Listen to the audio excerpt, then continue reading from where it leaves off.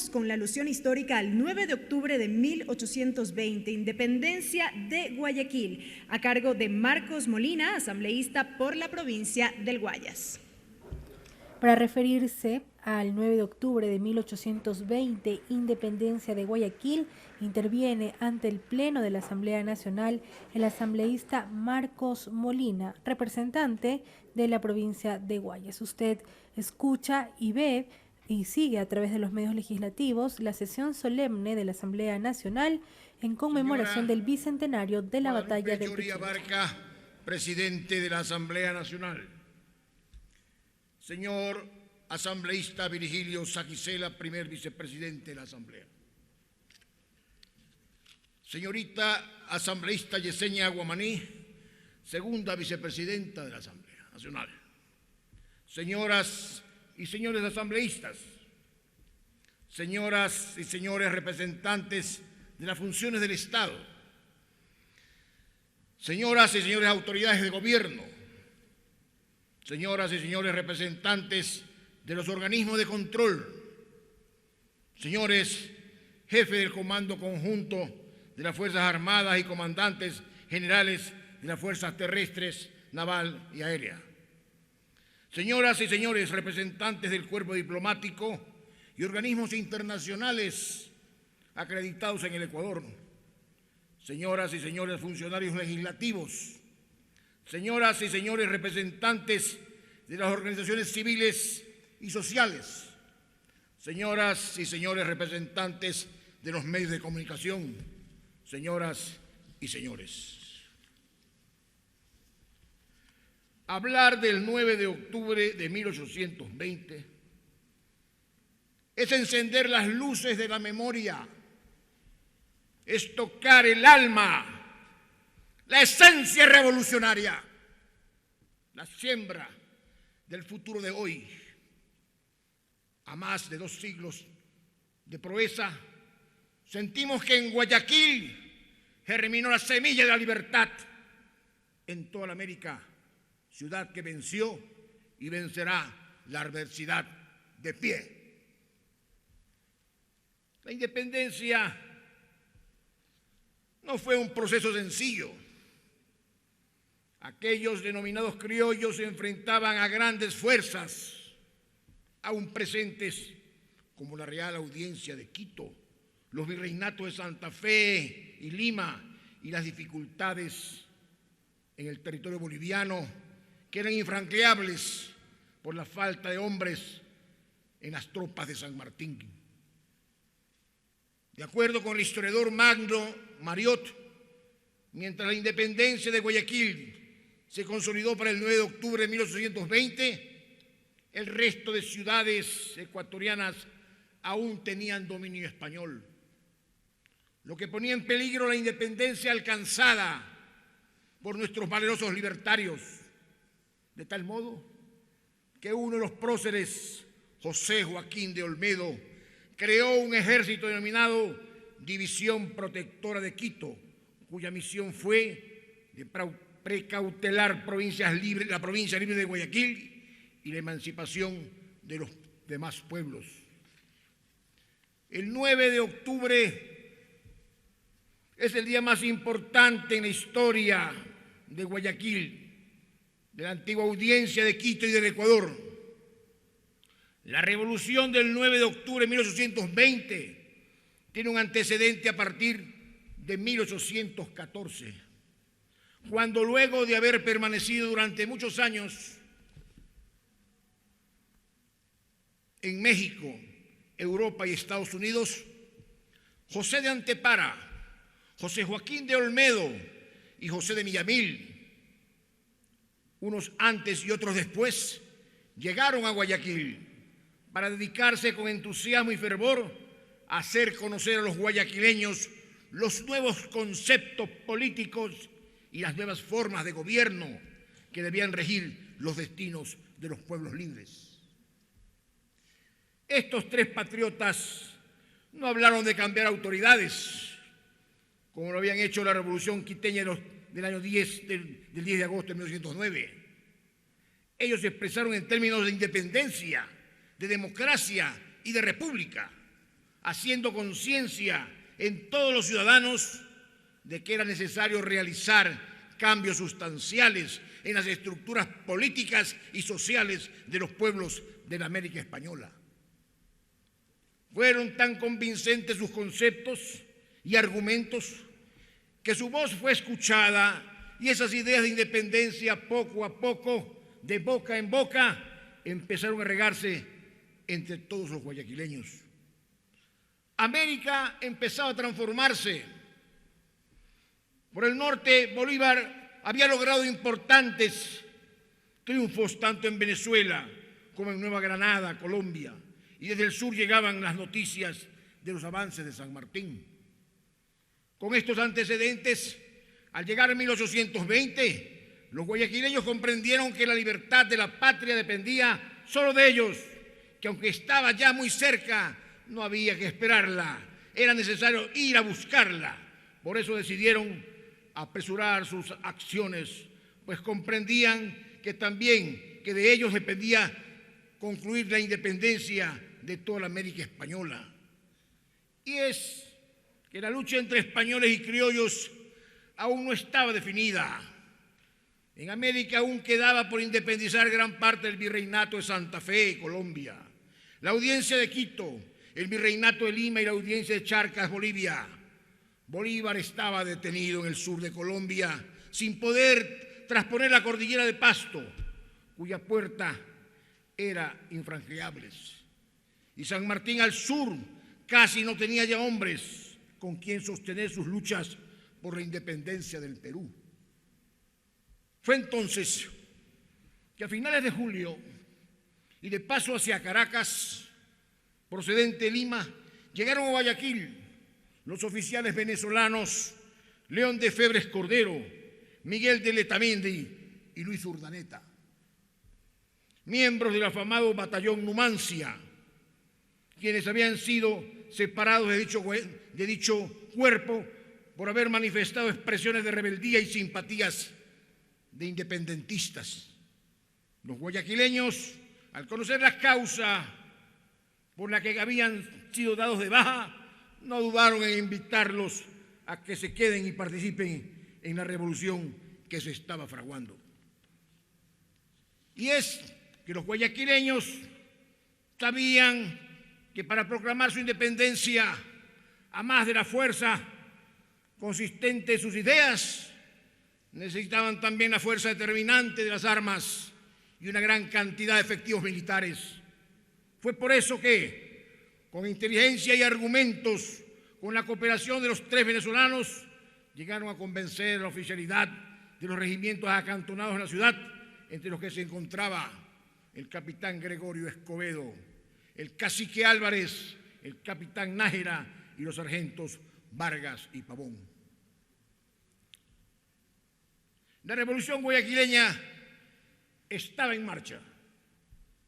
El domingo 1 de octubre de 1820, a petición de la joven Isabelita Morlás, hija del ministro de las Cajas Reales, don Pedro Morlás, don José de Villamil y su esposa, doña Ana Garaycoa, ofrecieron una fiesta en el malecón de Guayaquil.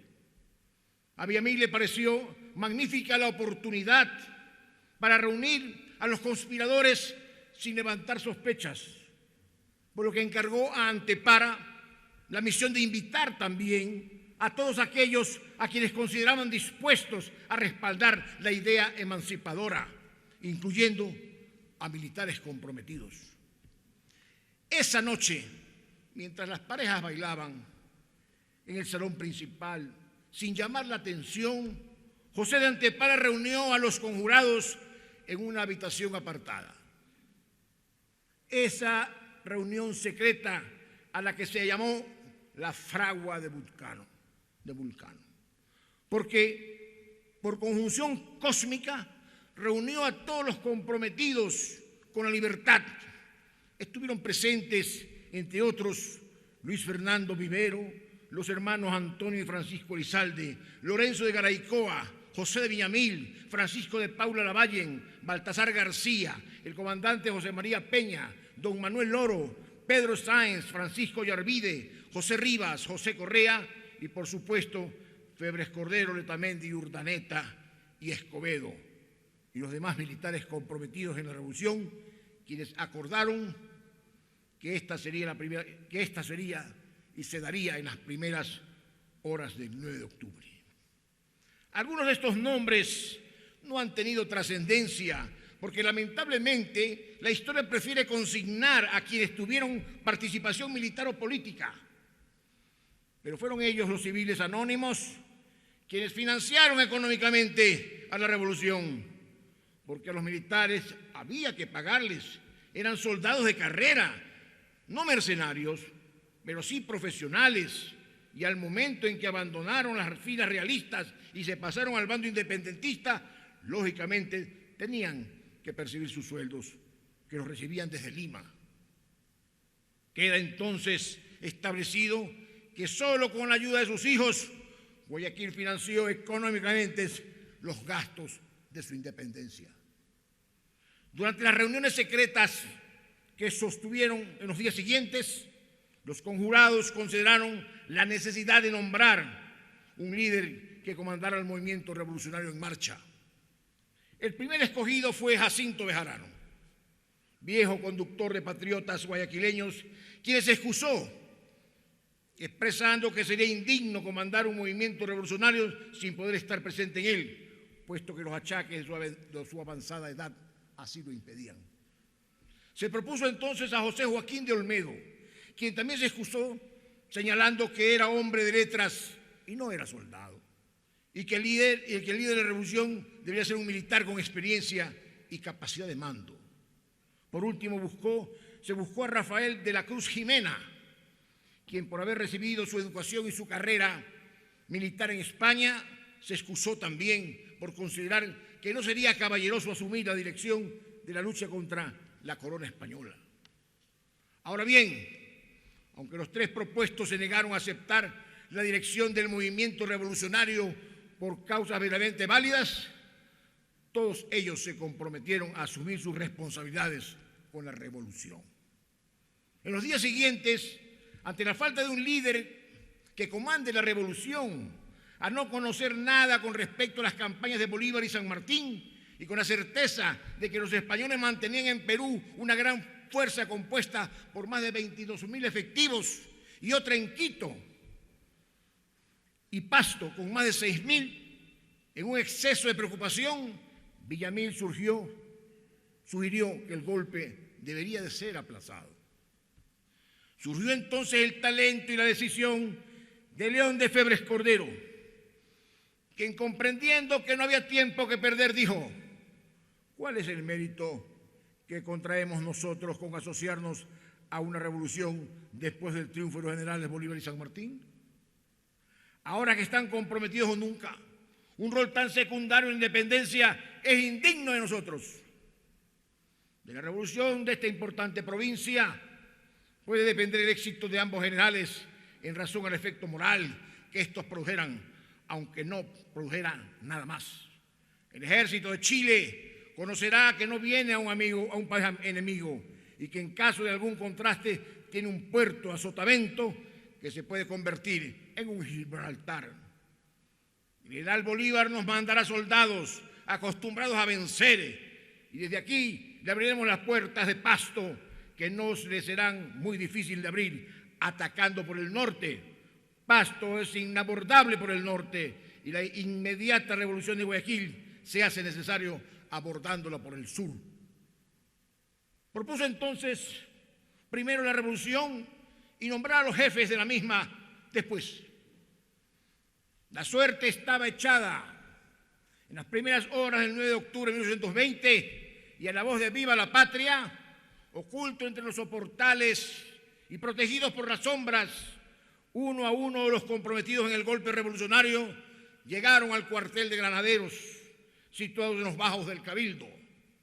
Y luego de ponerse de acuerdo y de asignarse respectivas responsabilidades, cada uno partió a cumplir con su destino y su frente a la historia.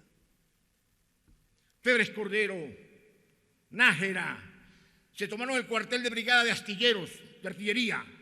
Sin embargo, no encontraron resistencia. Urdaneta, junto con Antepara y otros civiles, hizo lo propio con la batería de Las Cruces. Y por último, ese mismo grupo se apoderó del cuartel de Daule, cuyo jefe, el comandante Joaquín Magallar, murió con honor al tratar de enfrentar la revolución. Esta fue la única sangre que se derramó en este venturoso día.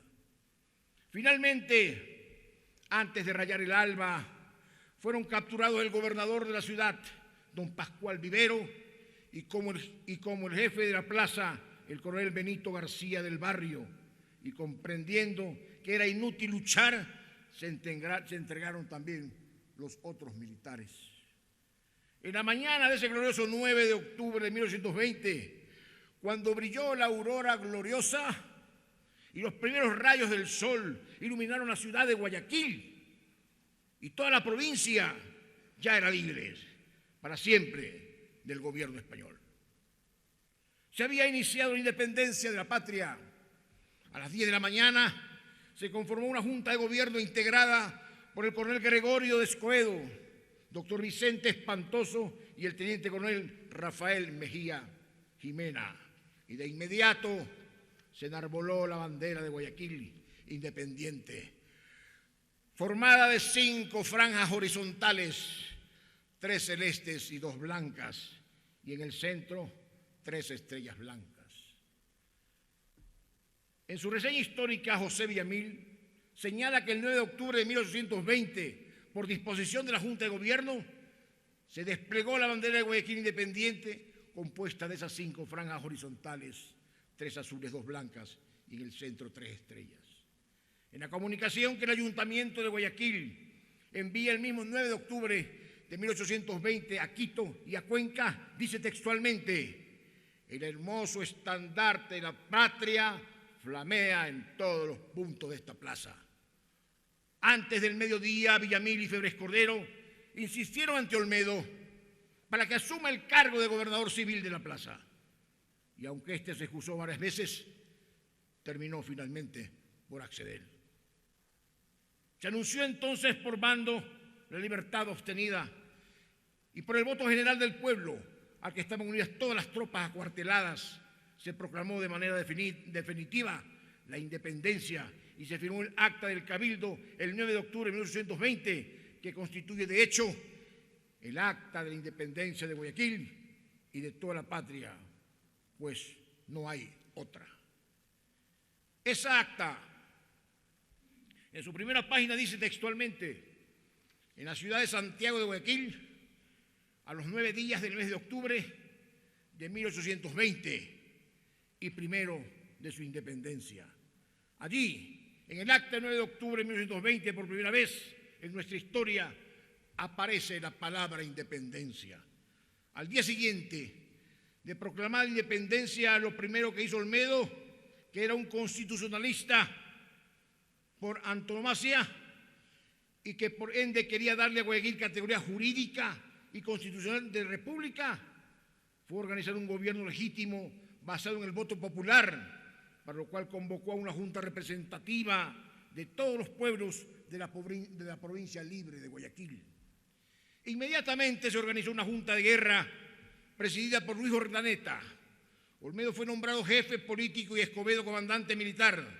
2 días después, considerando que Bolívar no podía cruzar Pasto y que por el sur la poderosa fuerza española impedía el avance de San Martín, los guayaquileños enviaron a ellos sendos mensajes anunciándoles que Guayaquil ya era libre del dominio español y que podían contar con ella en todo lo referente a las luchas por la independencia.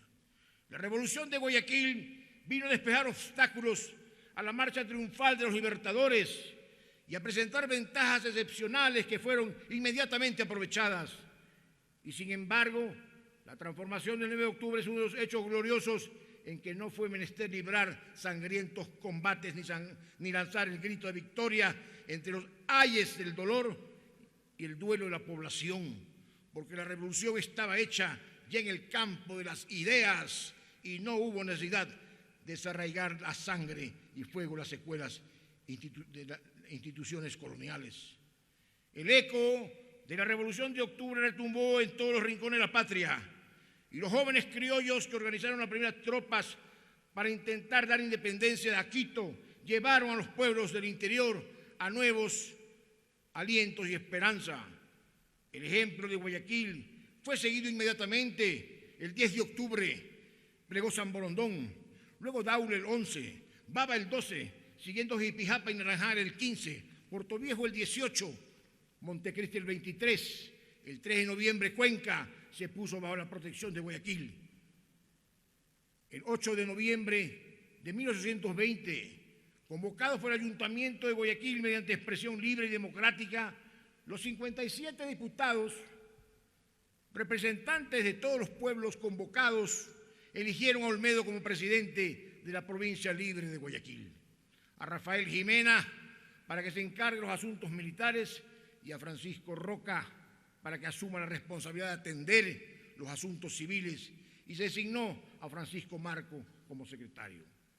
Se dictó además un reglamento provisorio de gobierno que fue la Constitución que regiría los destinos jurídicos de este nuevo Estado de la República de Guayaquil, que con una extensión de 53.000 kilómetros cuadrados integraba todos los territorios comprendidos desde el río Esmeraldas al norte hasta la ciudad de Tumbes al sur, comprendiendo además las estribaciones occidentales de la cordillera de los Andes. Esa fue definitivamente la primera asamblea constituyente que se instaló en un territorio libre perteneciente a la audiencia de Quito. Inmediatamente, y conscientes de que no podía hablar de la independencia de la patria hasta no lograr la libertad de Quito, los patriotas guayaquileños estructuraron los primeros batallones armados y bajo las órdenes de Urdaneta y Febres Cordero, la División Protectora de Quito salió hacia la campaña al interior, hacia el interior del país. Al día siguiente, en las cercanías de Virobán, en el camino a Guaranda, las tropas patriotas tuvieron el bautizo de fuego en la célebre batalla del Camino Real, en la que alcanzaron un triunfo que permitió a Guaranda proclamar su independencia. Esa victoria enardeció a los pueblos de la Tacunga, Riobamba, Ambato, El Ausí, Loja y Tulcán, y el 11, 12, 13 y 18 de noviembre se pronunciaron a favor de la Revolución de Octubre. Los patriotas guayaquileños, animados por el entusiasmo de liberar a toda la patria, continuaron su victoriosa marcha hacia Quito, pero el 22 del mismo mes, en los campos de Huachi, sufrieron una terrible derrota que los obligó a replegarse hacia Guayaquil. La derrota de Huachi demostró a los patriotas que les hacía falta mayor organización y poder bélico, por lo que escribieron a Bolívar, indicándole que Guayaquil era ciudad libre del yugo español, con un gobierno, pero que necesitaban refuerzos para poder mantener la independencia.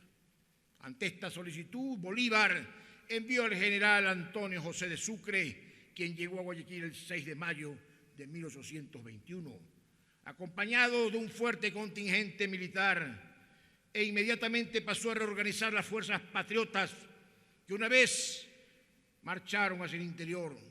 Se libraron entonces decisivas e importantes batallas como la de Cone, el segundo Huachi, Tanazagua y Riobamba, Tapi, para entre triunfos y derrotas dar la libertad a todos los pueblos de Quito.